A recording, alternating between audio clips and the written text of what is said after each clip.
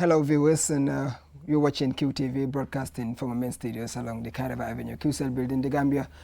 My name is Babu Karsi, and welcome to this special first edition that is supported by the International Organization for Migration, and today we are talking about World Mental Health Day. We all know the 10th of October is set aside, by the whole world to commemorate World Mental Health Day. And here with me in the studio, I have members from the Ministry of Health and from the International Organization for Migration Office in the Gambia here. Mohamed Toure is the National Health Promotion. Mr. Toure, welcome to the program. For the Jolo with me here is from the Ministry of Health Deputy Program Manager, whilst I have Rosamond Erica Johnson, Migrant as Messengers, also from the IOM office. Ladies and gentlemen, welcome to this special but very important program. Thank you. Thank you. Okay, I want to start with you, Mohamed. Very important topic we are talking about today, mental health. But what does mental health and psychosocial well-being mean to you? How relevant is it for the reintegration process of returnees? Thank you, and thanks for the introduction. Mental health and psychosocial well-being, it's a composite term. You can look at it from the mental health terminology and then the psychosocial well-being. Psychosocial well-being is a multidimensional construct where it includes psychological, social, and other structural components that determine or influence our ability to function as individuals in our communities or members of the community. While in mental health, you need to determine someone's mental health, you might look at the way someone thinks, their cognition, and then you need to look at the way they behave and the way society sees them.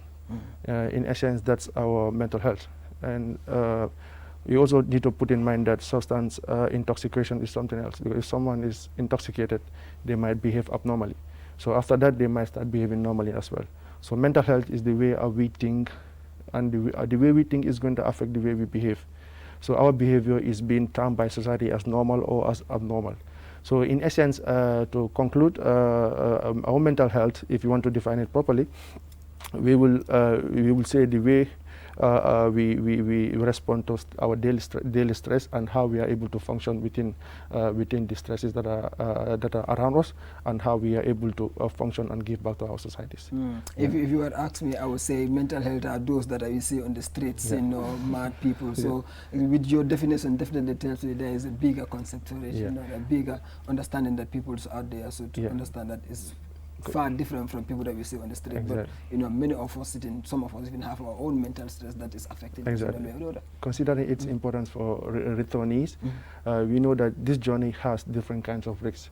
It includes physical risks, it includes financial risks, it also includes a special risk to women and children.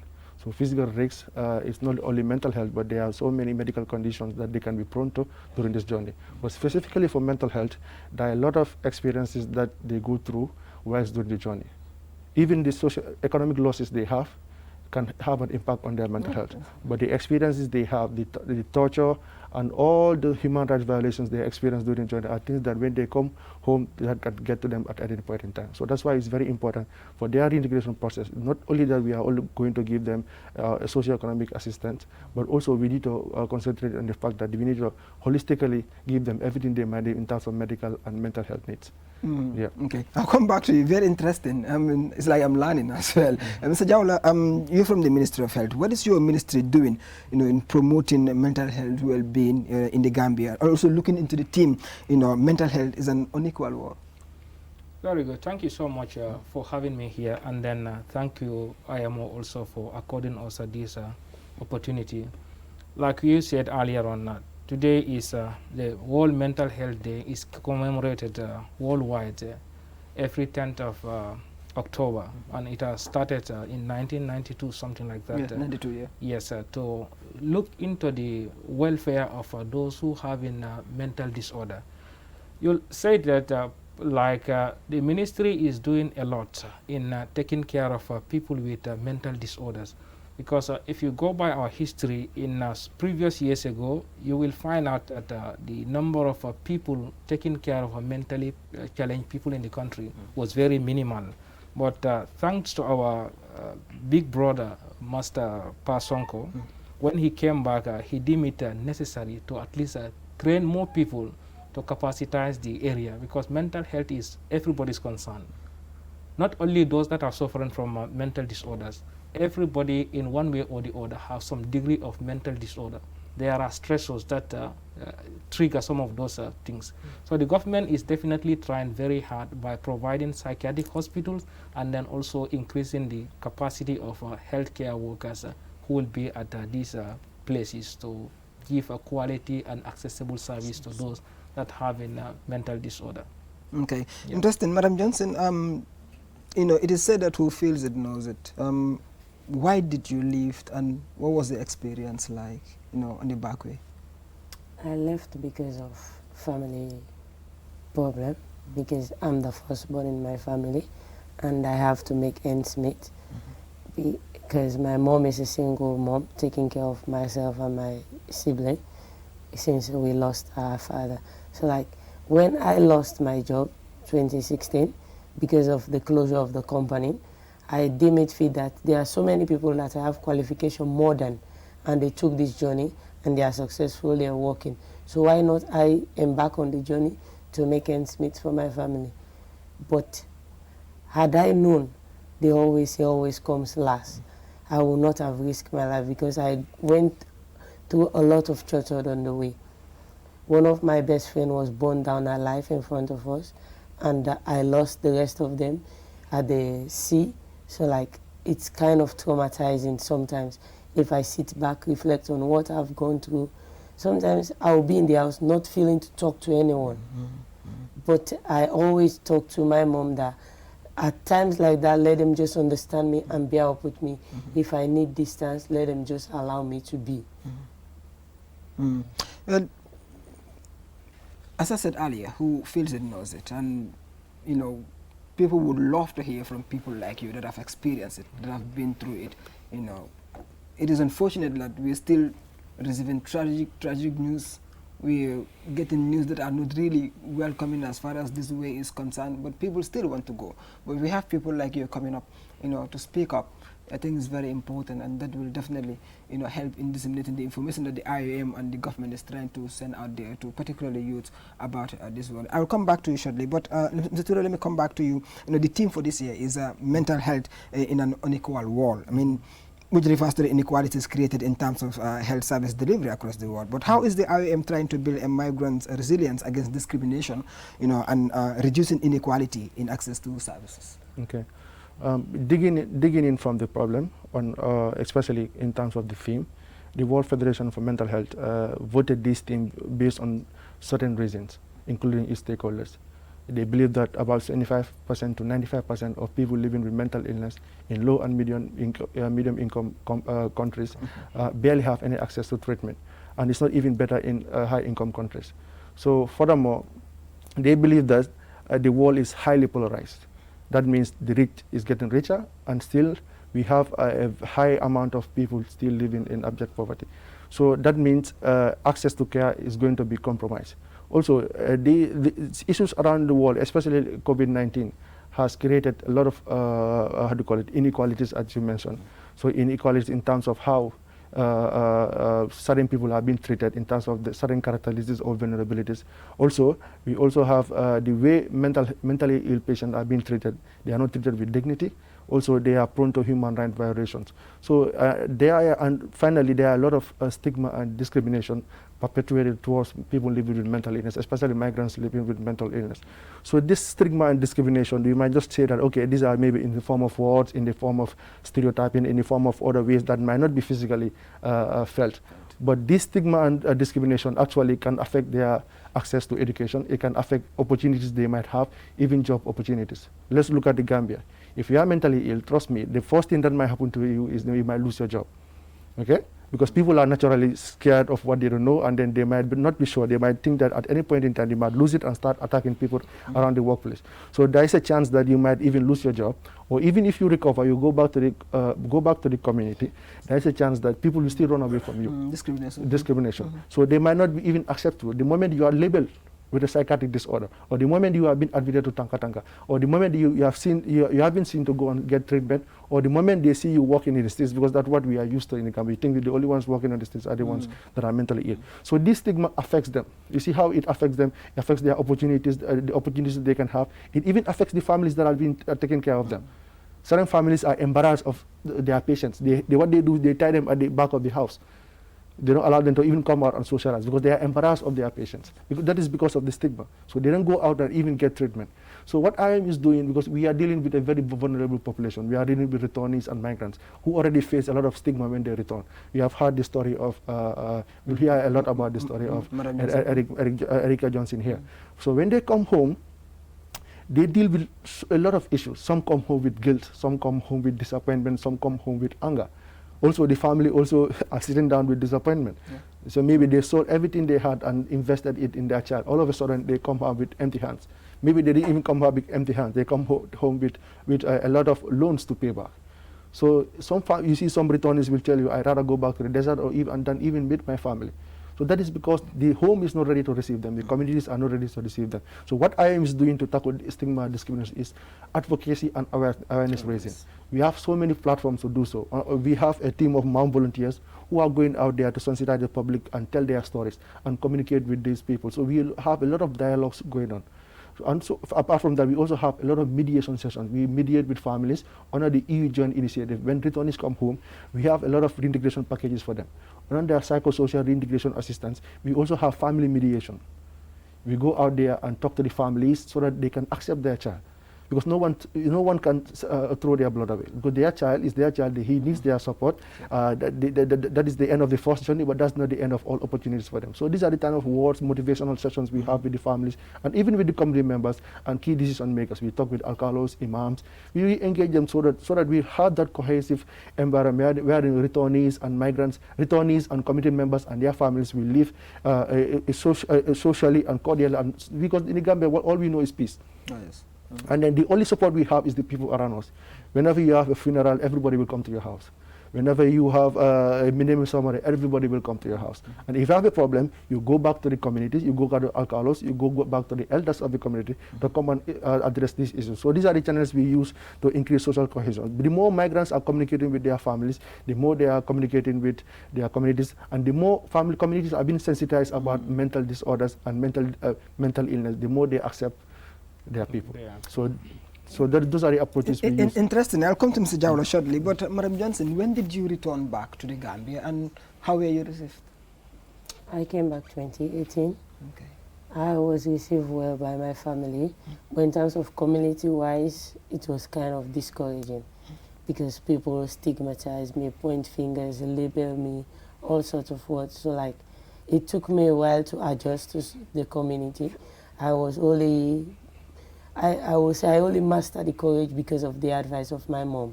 Okay. My mom said people can say what they want to say, but it's not written on me. As far as I have life, I am 10 times better than them and I can do what they can't do. So that gave me the confidence. Interesting. Mr. Jawla, to you, you from the Ministry of Health, of course, why do you think it is important to invest in mental service delivery, especially for returnees and migrants in general? Thank you for that question. It is very important, and then that's why we as a ministry, we are now promoting more of a primary prevention than secondary or tertiary, because we believe that the more people are being educated, raising their awareness in terms of mental disorders, and also reaching to people, talking to them now, some of the basic causes of these mental disorders that can avert so many problems, because investing on a tertiary level of prevention is very expensive. So it means you need a facility for all those that are suffering from these mental disorders. You need a drug for them. You need personnel who will give them quality services. So what, as a ministry now, we are trying to capacitize. We are trying to decentralize our services, because previously you only have psychiatric services in the Greater Banjul area. That is, anyone with these mental disorders, they have to leave all the way from Basse, Bansang, or any other places to come here. Okay. But the ministry is now trying to decentralize the services. Although it is a step-by-step procedure, We have now have our personnel in almost all these regions. If you go to Basse, we have a mental health personnel there, Banzang, Basse. So ease the access of those that need mental health services to those areas. And then the ministry is still trying to decentralize the in-service service also, because Tanka is the only psychiatric hospital in the country. Yes, yeah. Still now we have a challenge, because anyone who need in-service psychiatric services, they have to come to Combo here. But the ministry also is looking into those things to decentralize, to make sure that each of those regions to have at least 3 or 4, 6-bedded psychiatric hospitals, wherein it can reduce the burden on those the Tanka psychiatric hospital. And also we have a community component also, that is those that are giving psychiatric services to communities in their own respective homes. So that also helps to ease the assessment, because some of these patients tend to have family problems. They tend to have problems in their respective community. You as a healthcare provider, if you go there, you tend to know more about what are some of those stressors. And if you are able to identify those stressors, you can address them at the community level before the problem get aggravated. So as a ministry, we are now trying to institutionalize the services from admitting patients in the psychiatric hospital to now community-based. That means we will have to meet them in their communities and then give them the necessary services that they need. Yeah. But what is the key in ensuring that a quality psychosocial support is given to the vulnerable, particularly migrants? Because the main challenge is to reducing inequalities to access to services in the country. Yeah, so that's why it is important. And then not only those that are specialized in mental health and psychiatric services, but we are now trying to integrate the services into the existing one, because not everybody or not all healthcare personnel have specialized in psychiatry. So there is a curriculum program going on, mental health gap. At some point in time, IMO even help us to scale down those training, at least to train the non-specialized psychiatric nurses, for them to have the basic skills and knowledge to be able to assess people with potential psychological problems, including the migrant or any other person who might have psychological problems, but they are not they are not going to the psychiatric hospital per se. They are going to the mainstream hospitals. For those people also to be equipped, and then assess those people, identify them, and then make an appropriate referral. So that's the interesting. But Mr. Toure, we know IOM is championing, the support of returnees, trying to put them back into society and society accepts them. It's a long journey. But what have you been doing over the years, in supporting this? Yeah, over the years, specifically talking about the topic of discussion, mental health has continued to occupy a top chart in terms of the service we are providing to the Gambian people, especially returnees.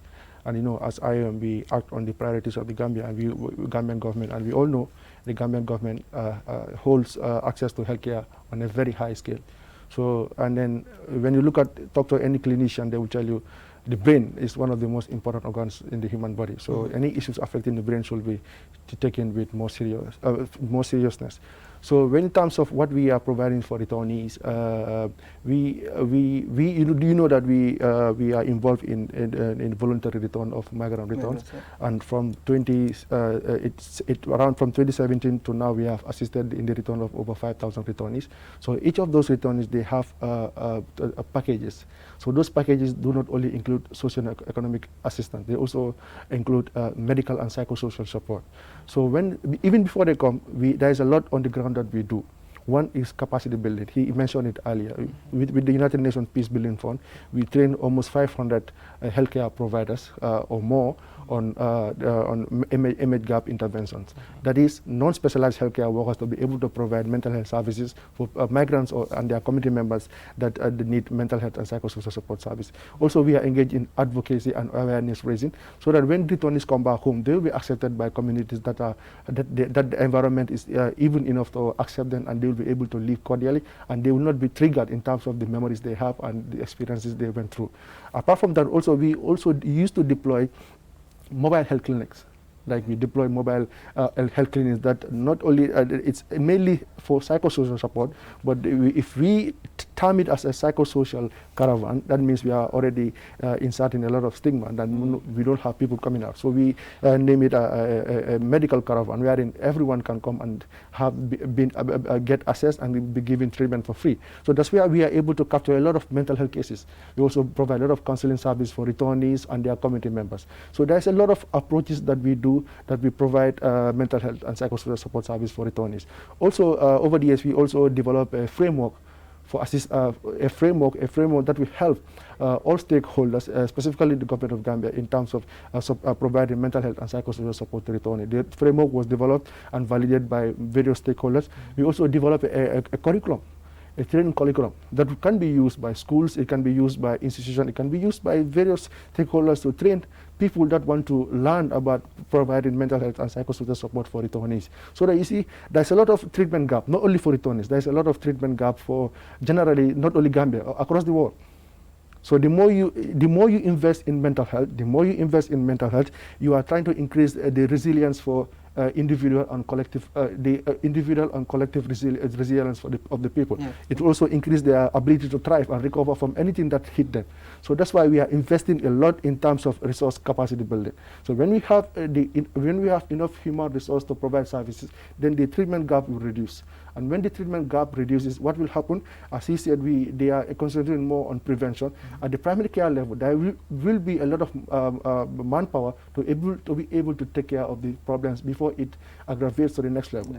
Trust me, there is less being injected in terms of resources for the treatment of people with minor psychological problems at the primary care level than being admitted to Tanka. When they are admitted to Tanka, there's a lot that needs to be done. They need to be provided with a roof above their head. They need to be provided with food. They need to be provided with sanitary issues. They also need to be provided with medication. So sometimes they might be also provided with clothing. So you see that the more they progress, the more resources are going to be put into it. So we are trying to, as much as we can, trying to reduce the gap between the service providers and service users. So we are trying to capacitate the service providers. We are trying to raise advocacy and awareness raising. And mind you, even during our mobile health clinics, we also the health education sessions, the psycho education sessions we provide there, it helps to create demand. So people don't even know that there is a psychiatric facility available here, that you can get this treatment here, or sometimes they even think that if you have a mental disorder, you can never recover from it. So we use that to raise awareness that you can fully recover from a mental health problem and be functional in society. And also, you can also access the treatment here, and you can also access the treatment here. So that's also creating demand. So these are all the things that we engage into. And so when returnees come back home, they can access treatment. So we also have individual packages, of which I might not be able to, for the benefit of time. But these are some of the things we engage into. And so migrants have access to mental health services. I think it's good that you clear that area as well, because many people like watching, or if the word IOM comes to mind, you're like, okay, I should go there and they give me money. Is it all about money? Is there sometimes, the things that you're talking about here, it's more than money. If you have to quantify it, it's huge. And having those people, resource persons to come and offer those services for free, it's huge. So it's very important that you clear that, and the things that you've been doing. You said like 5,000 plus, but I'm not sure how has it been going. Have they been cooperative, coming forward to get this access for free? Yes, I would not say it's very easy, because logistically it's also not easy. So it also needs a lot of partnership. We are not doing it alone, we are doing with the government of Gambia. There's a lot of arrangements that need to be done even before they depart, when they arrive, and then the next 2-3 months when they are going back to their communities. There's a lot that needs to be done. These people are already exposed to a lot. You need people that are really patient. Our staffs are well trained and well, gathered enough to be able to give them a listening ear. So no matter what, some of them will just get angry, because they have gone through a lot. So they need somewhere to flush it out. So when they come, you need to be accommodative enough. So it's not easy, but we are able to provide counseling, reintegration counseling, psychosocial counseling for each returnee, and give them that space they need to discuss what they want to discuss, and help them to allay any form of anxiety or fears they might be facing through. But we need to provide them with a full package. not only economic assistance.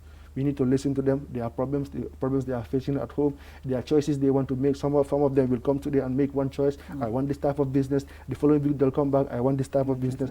So if you have someone who is not patient enough, you might not be able to accommodate them. Fortunately, our staff are well trained to be able to accommodate them and to give them the patience, because you need to give them time. You know, we need to give them time. So if you give them time, you will listen to them, and at the end of the day, if you go back there to check on their businesses or even to check on how they are living with their families, you might have a positive outcome, you must also have a negative outcome. But that also gives us a starting point to start again and do an assessment to see how we can further support, and then see how best we can support them and their families so that they can be, our overall goal is a holistic reintegration back to their communities. Interesting, and then a very hectic work, I would say, that the IOM is engaging, dealing with this type of people. But Madam Johnson, I was just doing a research before this program, and I realized that 25% of countries around the world, most of them don't talk about mental health issues at their legislation, at the law-making body. But as a returnee, what do you think access to mental health services on evenly distributed around the world, and why do you think it is important to ensure these services are given to the most vulnerable groups, particularly returnees? Well, it's very important to talk about this. Maybe I will say why people shy away from this, because of the stigma attached to it. Because like immediately they say this person have some mental problem. In our African setting, you see it as somebody that is walking in the streets, doing all sorts of rubbish. But like sometimes even people working in the offices have mental problem, which they don't know of. Because like they may be stressed for one reason or the other, or they may have something disturbing them. So like mental health issue is something very important to talk about in life, more especially when it comes to deal with returnees. Because as I said earlier on, we that have gone there, we know what we have seen and we know what we have faced. So like we really need somebody to be there for us, to stand for us, to hear us out, because they said a problem shared is a problem solved. So like if we don't have anybody to listen to us, then I think the more we get depressed and the more we feel bad, and more especially if we have somebody to talk to and the person is not like somebody that you can confide in, it's also another problem. Because like if you share your problem with somebody and the person you don't feel it safe with that person, and the person lay it out to somebody the next person will not understand what you meant by sharing your problem or what you've gone through. The only thing they will think about is the stigma attached to it. Because there are sometimes where I pass, people will say, this girl is a returnee, this and this is what she faced. Sometimes I give deaf ears, but sometimes they used to say, there is no bone in the heart. It's all about blood. So like I turned back and replied, I said, yes, I've gone there. I've faced a lot. But I tell you that what I stand to gain now and what I am is better than what you are, even without me going there and coming back. What I am right now is better than who you are. And like, the society should stop this habit, because this habit is killing us. What I can face, the other returnees can't face it. What I can take, the others can't take it.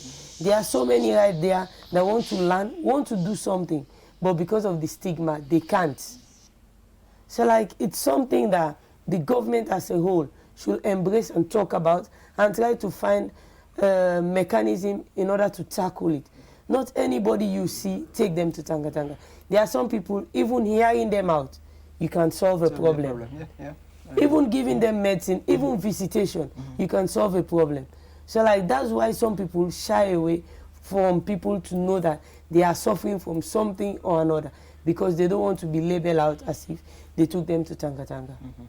So there should be mechanism that should be put in place in order to solve this problem. And then talking about that mechanism, the government comes into play. Mr. Jawlas, he talked about a very important point. The stigma and discrimination is eating us up, especially in this part of the world that we live in. I think having the people understand that this is not the solution. Do not add more wood to the fire.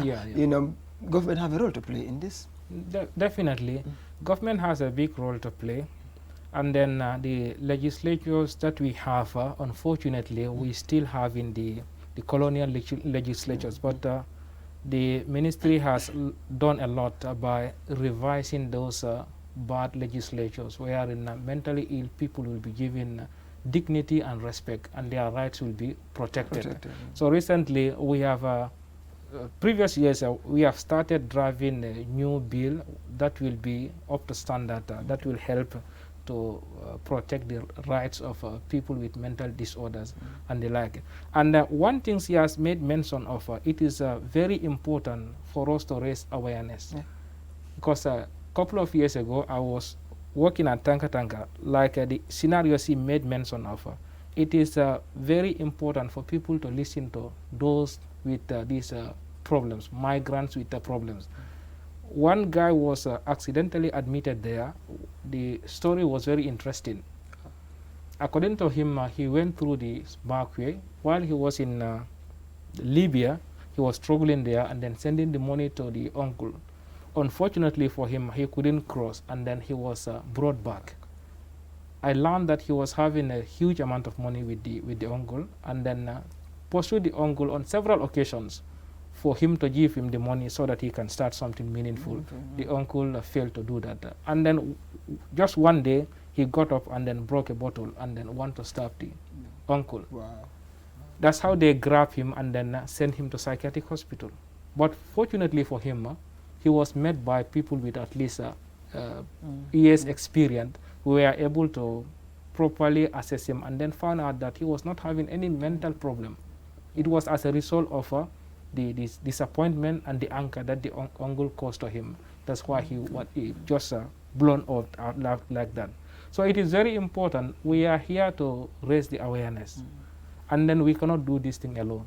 Mental health and psychosocial support is a very diverse area. No one institution can take care. It needs a collaborative action. And then people need to be well informed for them to know some of these things. So as a government, as an individual, we should talk about these things. Those that have gone through this back way, it is not that they lost all hopes of life. We can integrate them into the system because they are human beings like any of us.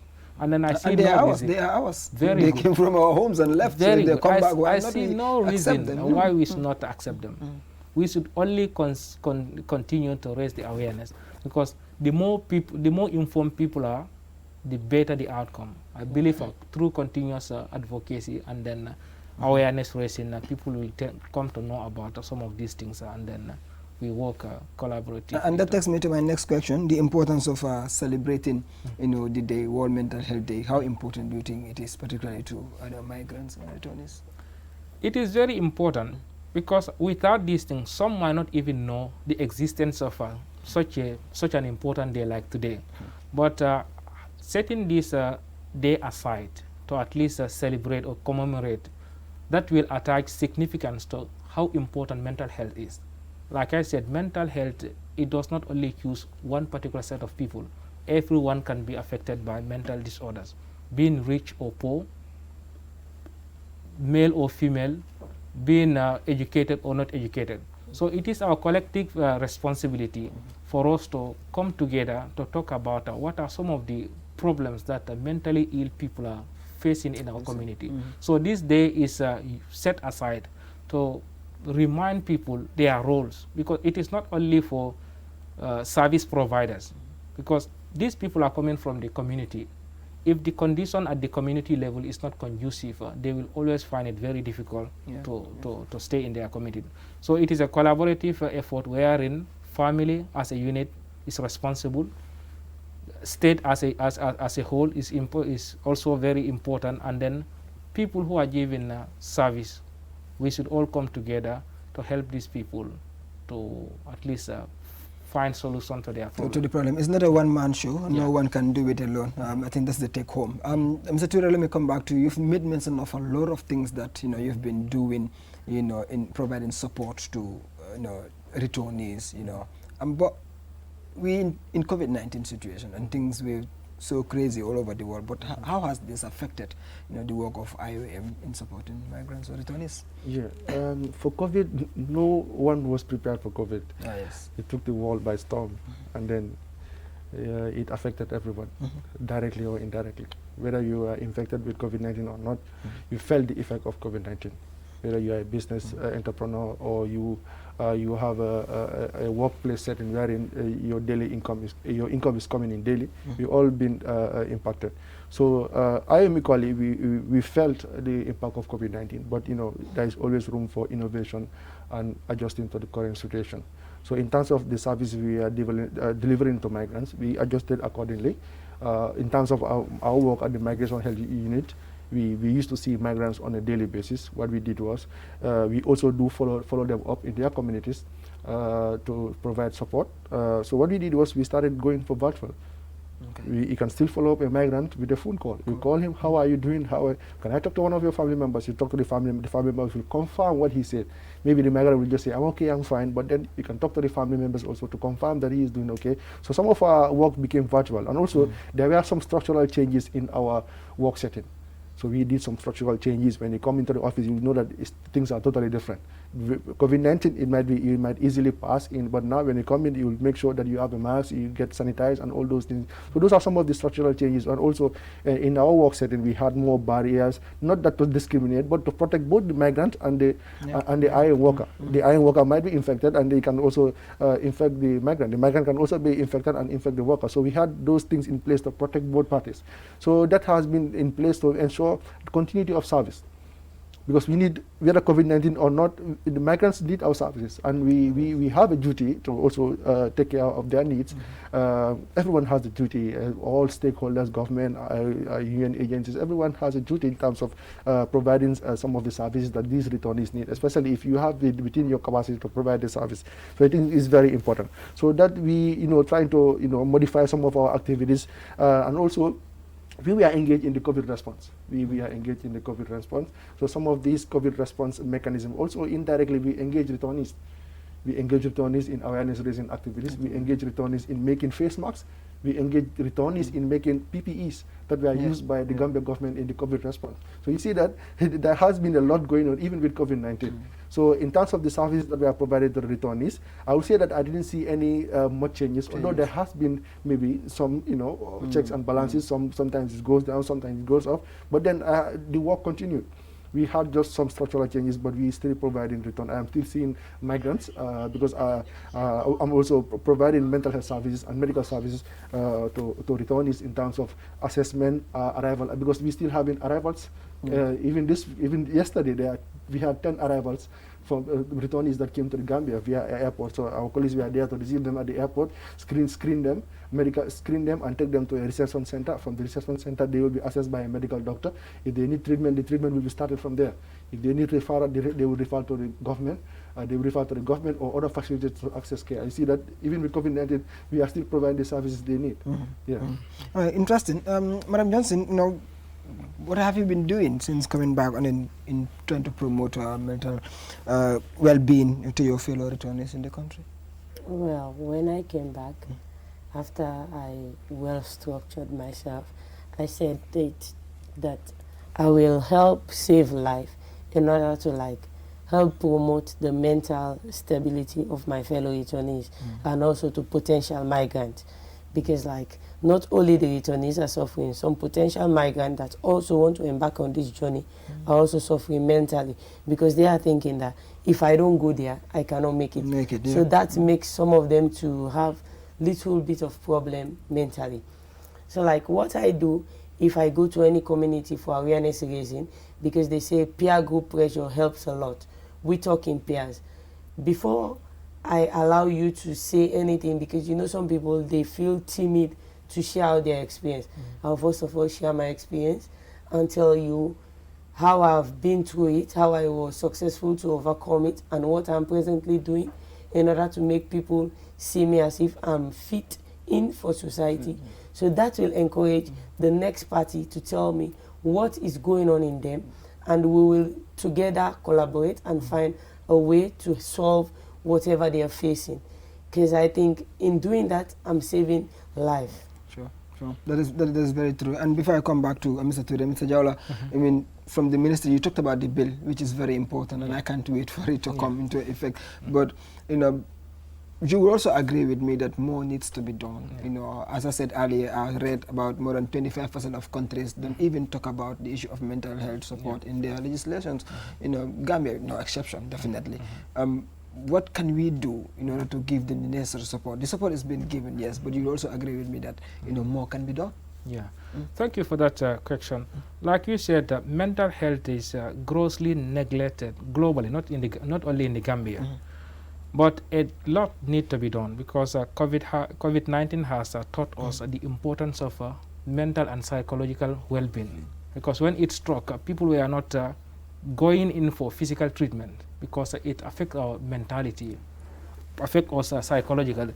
So the government is trying very hard, and then through the help of National Assembly Select Committee, they have we've discussed this thing that when the bill is ready, it will be sent to the cabinet. When it is approved from the cabinet, now it will go to the National Assembly for it to be finally enacted. And then we are working close in hand with National Assembly Select Committee.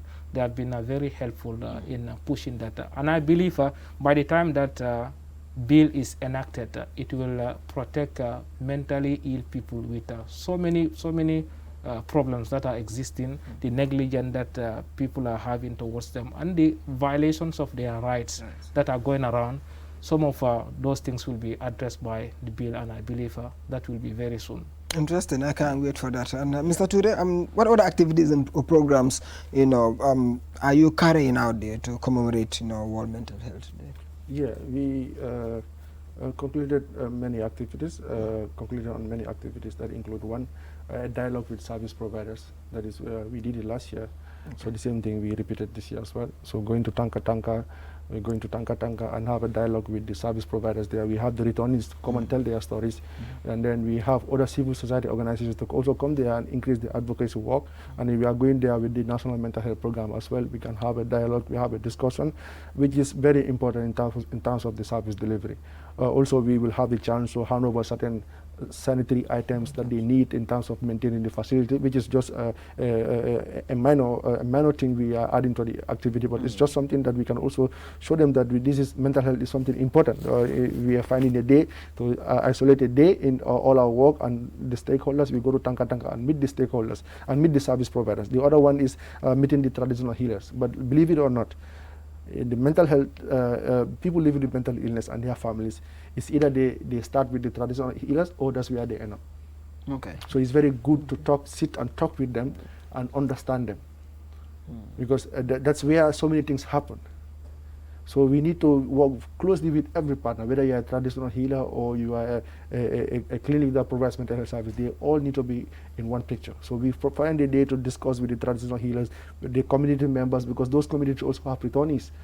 So we also have returnees to tell their story. So we see that we are trying to engage all stakeholders so that we can all be in one picture and we know what is happening in terms of mental health in the Gambia, in terms of what returnees need in terms of mental health services. So these are some of the activities that have been concluded, and hopefully we look forward to more activities, because in the month of you have the whole of month of October. Mental health awareness is not only about one day or one month. No one is immune to mental illness. So that's why we need to continue to advocacy, and we need to capture mental health services, mental health and psychosocial support services in everything we are doing.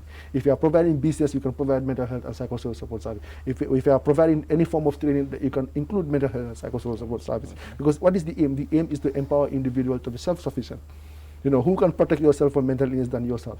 The moment you are empowered, you are resilient, and you are able to thrive, then come on, you are strong. No matter what we throw onto you, you are able to hit it back and go back stronger. So that is the aim. That's why we go out there to talk to people, to remind them that no one is an island, and no one is strong enough, and no one is immune. Very interesting. I'm sure due to time constraint, I just want to get into the local language quickly to summarize what we've discussed here. Comme ni ma ko waxee mbokk yi lii special edition boo xamante ne ni ñi di IOM ñoo ko dépense International Organization for Migration. Lu ñuy waxtaanee tey nag mooy lu dem si wàllum World Mental Health boo xamante ne every 10th of October lañ ko lay celebrate àdduna wërngël képp. Mental health nag su ko dégalee nekk na si loo xamante ne nii dem na si wàllum feebari xel ak ñoo xamante ne need nañ support ñooy embark si xëy na su ma nee back way du ma lay bëgg a use back way waaye comme di ngeen mën a understand ñoo xam ne di dem back way duñ ko leen mën a meeg delloo si fii nii support boo xamante ne war nañ koo mën a jox parce que du IOM rek a ko mën a def wala nguur gi rek si kër gi la war a dooree kër bu mu jógee naka lañ ko mën a supporter ñu mel noonu ba mën a bokkaat si biir société bi te ñu bàyyi stigma ak discrimination buñ dee jublan si bu ko daf leen lor ñu bëri ba tax na IOM dépense programme bi tey pour ñu waxtaanee lii di importance bu lii am ak naka la ñoo mën a dimbalee gars yi Mr Touré comme ni ko la waxee rek nekk na bés boo xamante ne su ma sañoon every day war nañ koo célébrer parce que suñu nee mental health rek nekkul koo xamante ne nii moom dof bu ñoo gis si yoon bi la di dox ak yooyu noonu waaye ñoo xamante ne ñi ngay ñëpp si demul nañ bëgg a dem trial seen famille dem Europe mënuñ koo meek dellu si ne xëy na Libye lañ am wala Niger ñëpp si nañ waaye ñi ngay go through a lot si seen société bi fii de so I wish ñu amoon time ma mun a wax li ma waxoon yëpp def ko si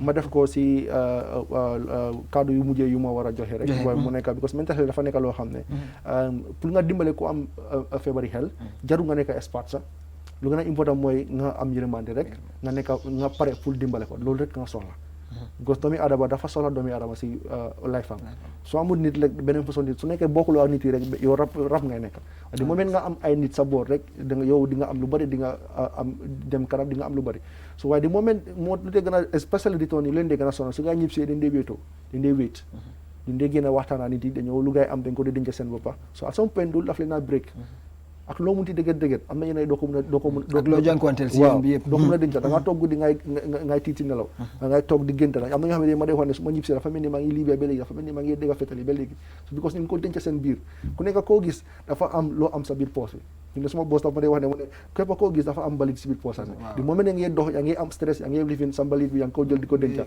di moment nekk loolu di ko waxee rek yaa ngi ko denca su yàggee sa poos yi dañoo fees doo mën a dox so mu ne ma so looy def mooy loo am stress da ngaa waxtaanee ñoo óolu da ngaa dem ut kaddu da ngaa dem ut advice so soo lii nga mun a def nga mun a jànkol sa boppa so feebari xel tamit nekkul ñu nekk di dox si yoon bi rek a am feebari xel am na ñoo xam ne ñu ngi si kër yi ñoo xam ne ñu ngi si liggéeykaay yi waaye tamit da nga gis koo xam ne dafa toog si biir office bi di waxal boppam bëri na façon ko indil kayit sa bu jël kayit bi di waxaa boppam di reply ko bu fekk moom muy kayit bi la rek di waxaa waaye so stress dafa am façon so stress tamit dafa baax si doomi adama waaye stress tamit am level boo mun a kóob because soo am stress exemple su tax student yi ñoo study xaaji guddi duñ nelaw because suñ féelee dañoo stay because suñ féelee seen papa dina waaye seen kaw so stress boobu moo tax ñu dem di study so tamit moo tax ñu sola stress waaye stress bi su ëppee daf ñu sonal so léegi dañ war a jàppale wante ñoo xam ne da nga am problème da ngaa génne waxtaan ak nit yi nga waxtaan ak nit yi dina suñ la joxul sax dina la advice so tamit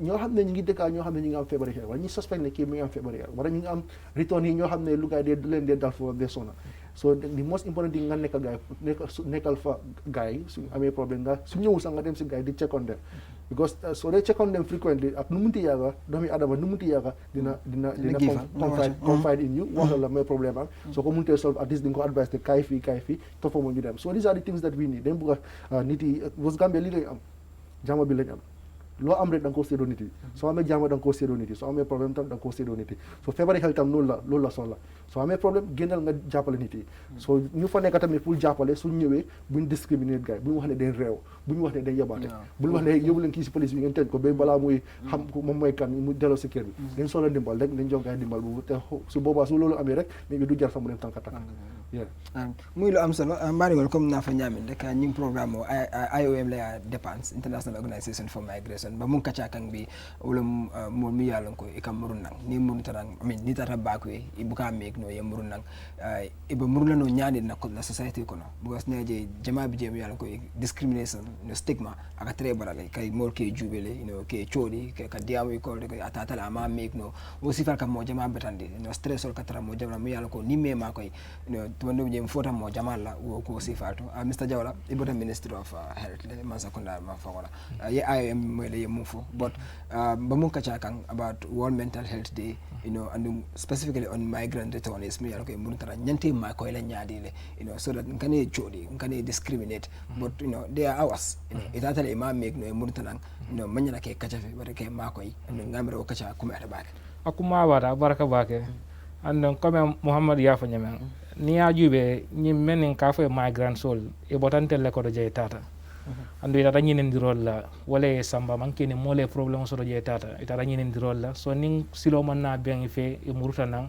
na mo loyde nyante ma ko lel anum be ma ko la nyaadi la wa manke mo kilina do ko bela la do ko mo inde comme Mohamed ya fal diamo ko nemen amanke ko nyanta degree la soto la folo janni bay mol ma ko la because momo den si ma ko non because ni yajbe ma ko ro fan happo jama ba ka banam family la so bar fo family si sonyin nako nyim maria ni tas asulata demarol la foy si sonko ila molo nyinti e kana fay because atata nyinen dirole na soto anem family bere tam so nam ala man kol so nandi fana murta nan family bere nyanta kile do kodi because ni aji be do ko men ben telebul tanka dam wo kanyantale so sayente nyanda men tra wala nyindin kana mol ka foma so ndo ke no la nyaadi la men yalo kana ka bonyin bakwela e ka ni ku ya ko so ten si ma ko si abata son kana son wole problem so membe jere la pour ye samba psychiatric hospital do kelandi and time do den telephone kanyum problem fa wala ko ka jël hay ñinga tatala ma meg no am ñol ya tatala atama am meg wada ma mu stress o stress wara bada so be mem fola mol be wala ñinti ko ñine nema koy na mol na brother sol na sister sol so ni tata ñinen dirola ning alaman silo ben e murtanan ne accès kontel la mol muti kana i chodi ko semen ko ni a chodi aba malla la be ni ku ya sila mam di ko men ba fam dol fa ning ala me de may ke fam fala so man jere obe la so na broda sol na sister sol ni nata ala ya ke silo man bete nata nyante ma ko la ne isabatindi no mol ko nyame na tandila ko o manke life bandulate ni man e ka dol jele kata man fe keno je ibijang yemen so do wala siada meltamata so si accept no le kana problem ku dila na make so that at the community level ne ma koy sa fan kana stress fan kana futa dula fan membe jere la kata health facilities yeah welcome Mata. It's like we just running out of time, but Madam Johnson, I will not conclude this program without talking to you again. I mean, I'm really energized with your spirit, with your confidence, because thousands of returnees are in this country and many other countries, but having people like you coming out to speak is very rare. I just want to say maybe the final words you want to put out there to the public, that you people are part of society. You've been there. You wanted the best for you and your family and the population at large. But here you are back. You should be accepted. Many people out there are like they're back in the country, but if you give them the other opportunity, they will take it and go back. That means they still have something in them. That. What message will you have for your fellow returnees watching? Well, the only message I will tell them is coming back doesn't mean you're a failure, and so don't look for another opportunity to go, because your life was saved because of a reason. So make use of that opportunity and learn something in your own ground. Because like what we've seen there, if we come together and unite, we can build Gambia too. What we've seen there, and people will be attracted to come here rather than we going to their place. So like all I will tell them is Gambia is a nice place to be. You can't know it till you live here. Because the freedom you have, the peace you have, you can't have it elsewhere. So let's just make use of the little opportunity we have so that we can make Gambia the paradise we are searching for. That's the only advice I want to give today. Thank you very much, Madam Johnson. 2 minutes to go, Mr. Ture, unless you have under 45 seconds. So when it comes to mental health, we always have more to say. So since we have 2 minutes, I'll just continue to say that let's continue the advocacy work and awareness raising, and let's treat mental illness like any other illness. If the moment we normalize being not okay, then that means we will have more acceptance. So that's my last words, and I hope we will continue to accept people living with mental illness. We continue to accept migrants going through psychosocial distress. So those are my last words, and I hope to come back again. Thank you very much. We're hoping to receive you again. Mohamed Ture from National Health Promotion Office, IOM. Mr. Fode Jawla, thank you so much, from the Deputy Program Manager from Ministry of Health. And Madam Rosamond Erica Johnson, thank you so much for the time you've taken to come and share your experience with us. Well, beautiful viewers, that's all we have. And to tell you again that the 10th of October is set aside to commemorate World Mental Health Day. I hope we will all take up the responsibility and do our little that we can to support these people, returnees and those living with us in the society. Bye-bye, and thank you for watching.